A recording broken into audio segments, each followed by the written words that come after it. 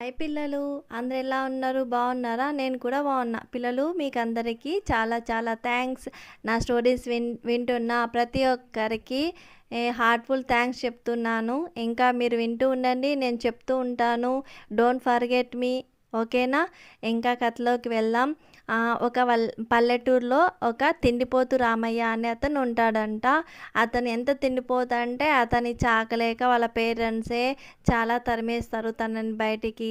తర్వాతకి ఎక్కడ చూసినా అతన్ని పరిచయం మాట్లాడతారు, కానీ తనకి ఎక్కడ ఏమన్నా పెట్టాల్సి వస్తుందేమో, పెట్టినా అతడు సాటిస్ఫాక్షన్ అవ్వడు, తన కడుపు నింపలేము అని చెప్పేసి చాలా అంటే తను చూసి భయపడేవారు. అంత తిండిపోతనమాట.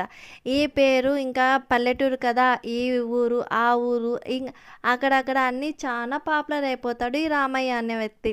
తర్వాత ఏం జరిగిందంటే కొద్ది రోజులకి ఎక్కడైనా పెళ్ళిళ్ళు చేసినా, బర్త్‌డే ఫంక్షన్ అయినా, ఏ ఫంక్షన్ అయినా తనని పిలవడమే బంద్ చేస్తారనమాట. ఇలా ఉంటే తనకి బాధేసేది. కాకపోతే ఏం చేస్తాం, తన ఆకలి అటువంటిది, ఎందుకో తెలీదు. దేవుడు అంత ఆకలి ఇచ్చేసాడు కదా తనకి. తను ఏం చేస్తాడు, దేవుడా నాకు ఆకలి తగ్గా అంటే ఆకలేమో తగ్గట్లేదు. తను పెరిగే కొద్దీ ఆకలి పెరుగుతుందే కానీ తగ్గట్లేదు. ఇది ఇలా ఉంటే ప్రతి ఒక్కరు వామ్మో వానిగా పిలిచొద్దు, వీడిని పిలిచొద్దు అని అందరూ పాపం తన్ని ఒంటరిని చేసేస్తారనమాట. ఒకరోజు ఈ వార్త ఎక్కడికి పోయిందంటే రాజుగారి ఆస్థానంలోకి వెళ్ళిందనమాట. అక్కడ ఏం జరుగుతుందంటే మంత్రి గారు తన కూతురికి పెళ్లి చేద్దామని అందరినీ పిలిచి భోజనాలు పెట్టిస్తాను అని అంటే అందరూ చెప్తారు, అమ్మ మీరు ఎవరినైనా పిలిచేయండి, మంత్రి గారు పలానా అతన్ని మాత్రం అసలు పిలవకండి అంటే, ఏం పాపం అంటే, అమ్మ అతను మామూలు తిండిపోతు కాదు, మనందరం తినే తిండి అతను ఒక్కడే తింటాడు, మీకు ఎందుకు అంత పెళ్ళిలో డిస్టర్బెన్స్ అవుతుంది మంత్రి గారు అంటే, అవునా అంత తింటారా? అలా తింటారు, మరి ఎంత ఉంటాడు తను అంటే, చూస్తే కట్టెపుల్లలాగే ఉంటాడు, మరి అంత తిండి ఎలా పోతుందో వామ్మో అని చెప్తారన్నమాట. మంత్రి గారికి డౌట్ వస్తుంది. సరేలే అని ఎందుకైనా మంచిదని చెప్పేసి అతన్ని ఇన్వైట్ చేస్తారు. చేస్తే ఆ పెళ్ళిలో అందరికీ ఒక రకంగా భోజనం పెడితే తనకి మాత్రం ఎంతో అభిమానంతో వేరే ప్లేస్లో మంచిగా పెడతారనమాట. అన్నీ చెప్తాడు, చూడండి మంత్రి నిన్ను ఎట్లో పిలిచాడు, తనకి అమర్యాదగా చేయొద్దు, గౌరవం పోగొట్టద్దు, లిమిట్గా తిను అని చెప్తారనమాట. సరే పాపం చేసేదేం లేక సరేలే అన్నట్టుగా అతను కూడా చాలా తక్కువ తింటాడు. ఎంత తక్కువ అంటే పెళ్ళికి వచ్చిన వాళ్ళందరికంటే ఇతనే ఎక్కువ తింటాడు. అది తనకి తక్కువ అనమాట. అలా ఉంటాడు. సరే ఇంకా మంత్రి గారు ఇంకా పిలిచింది తనే కాబట్టి ఎంత చేసినా వంటలు వండిస్తూనే ఉన్నారనమాట. అది అలా జరిగితే అతను మర్చిపోలేని గుర్తుగా మంత్రి గారు మైండ్లో పడిపోతుంది. సరే ఇంకా ఏం చేసేది లేక ఆ పెళ్ళి ఎలాగ అయిపోయిందా, ఇంకా రాజుగారు పిలుస్తున్నారా అని కబురు వస్తుందన్నమాట మంత్రికి.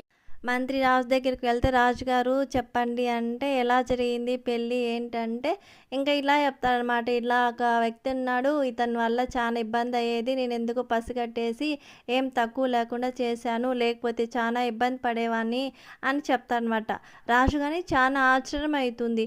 అవునా అలాంటి వ్యక్తులు ఉంటారా, నేను ఒకసారి ఇన్వైట్ చేయనా అంటే, మీ ఇష్టం రాజుగారు, తన పరిస్థితి ఇది, అతను ఎంతో సర్దుకొని తింటేనే నా పరిస్థితి అలా ఉంది, ఇంకా మామూలుగా తింటే ఎలా ఉంటాడో ఏమో అని చెప్తాడనమాట. సరే రాజు ఒకసారి నవ్వి, సరేలే ఇన్వైట్ చెయ్యు పలాని డేట్ అని ఒక డేట్ ఇచ్చి చెప్తాడనమాట. తనని ఇన్వైట్ చేస్తాడు. ఇన్వైట్ చేస్తే రాజుగారికి వందనం చేసి, ఆ రాజా నన్ను గుర్తుంచినందుకు చాలా థ్యాంక్స్ అంటే, అవును నువ్వు తిండిపోతా అని అందరు చెప్పారు, ఏమాత్రం తింటావో నీకేం తక్కువ లేకుండా పలానా అక్కడ వెళ్ళు, అందరు నీకు పెడతారు అని చెప్తారనమాట. సరే అని అతను కూడా పిలిచింది సంతోషంగా వెళ్ళి అన్నిటికీ న్యాయం చేస్తాడనమాట. ఏ ఆహారాన్ని వదలకుండా అన్ని ఐటమ్స్ బాగా వస్తూ ఉంటే రాజు గమనిస్తాడు. ఆ కడుపు నిండిందా రామయ్య అంటే, ఏదో దయ మహారాజా, మీ దయ వల్ల ఇన్ని రోజులు కాను కడుపు నిండా తిన్నాను అంటారనమాట. అయ్యో అవునా, నీకోసం ఇక్కడ మామిడిపళ్ళు ఎదురు చూస్తున్నాయి, మామిడిపళ్ళు తినిపిద్దాం అనుకున్నానే, ఇంకా ఎక్కడ తింటావు అని చెప్తాడనమాట. అయ్యో ఎంత మాట మహారాజా, మహారాజు గారు వస్తే ఎంత జనంలో కూడా దారి ఇస్తారు కదా, అలాగే ఆ మాడిపంటే నా కడుపులో ఉన్నటన్ని కూడా సర్దుకొని మరీ దారి ఇస్తాయి అని చెప్తాడనమాట. అప్పుడు ఆ సభలో ఉన్న వాళ్ళందరూ నవ్వి ఇంకా ఏం చేసేది లేక తనకు మాడిపళ్ళు ఇస్తే మళ్ళీ తింటాడు, ఏమి ఇబ్బంది పడకుండా తింటాడనమాట. ఇంకా రాజు సరే అని, నువ్వు ఇక్కడ మన రాజ్యంలోకంతా తిండిపోతు నువ్వే అని బిరుదిచ్చి కొంచెం డబ్బులు ఇచ్చి అతన్ని అభి అభిమన్ ఏమంటారు గణపరిచి పంపిస్తాడంట పిల్లలు. బాయ్ బాయ్ పిల్లలు, ఇంకొక కథలో మళ్ళీ కలుద్దాం.